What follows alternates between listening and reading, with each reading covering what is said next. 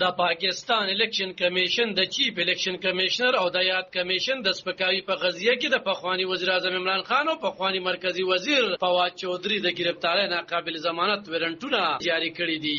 د 9 پروس په الیکشن کمیشن کې د کمیشن د سپکاوي مقدمه د نثار دورانی په مشرۍ سره کسیزه بینچ اوریدلې ده. کمیشن اوریدنې ته پخوانی وزیر اعظم عمران خان او پخوانی مرکزی وزیر فواد چودھری خو په ذاتی حیثیت کې رابللې وو، خو هغوی دواړه د کمیشن مې ته نه دی وړاندې شوی. پاکستانی رسنۍ وایي چې کمیشن ته په نه وړاندې کېدو بینچ د عمران خان او فواد چودھری ناقابل ضمانت وارنټونه جاری کړل او د مقدمې اوریدنه تر 15 جولای وځنډوله. د پاکستان تحریک انصاف ګوند د قانوني ټیم غړي خالد یوسف چودھری د الیکشن کمیشن له لوري د عمران خان د گرفتاری په وارنټ جاری کولو خپل خبرګون کې ویلي چې د الیکشن کمیشن وارنټ غیر قانوني دی. په ټوئیټر خاغلی خالد یوسف لیکلي چې الیکشن کمیشن د خپل صلاحیت نه تجاوز کوي او د الیکشن کولو د خپل اساسي دندې نه د تېښتې لار ګوري. د پی ټی آی د قانوني ټیم غړي وایي چې دوی به د الیکشن کمیشن د غیر قانوني ګام په هر مجاز فورم چیلنج کوي. او پاکستان کې د میډیا د سند سره تړلې د عمران خان یو ستر مخالف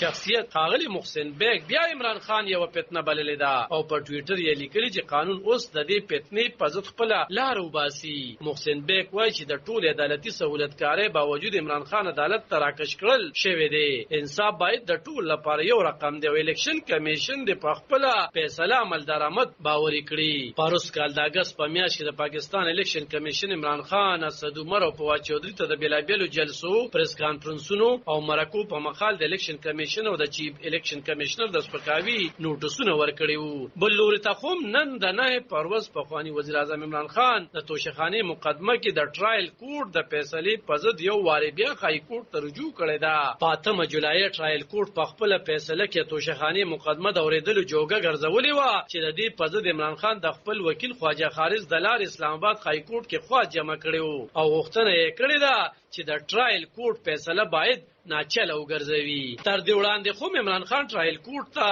خواست کړو چې توشخانه مقدمه د ناقابل سماعت یا د نه اوریدو وړ وګرځوي، خو عدالت د عمران خان دا خواست رد کړو. په 4 جولای عمران خان اسلام آباد های کورټ د عمران خان په خواست د ټرایل کورټ فیصله ناچله ګرځولې و او دا معاملې په دویم ځل ټرایل کورټ ته لېږلې و. عالم خان شیرپور، دلبر نیوز 400 د پاکستان.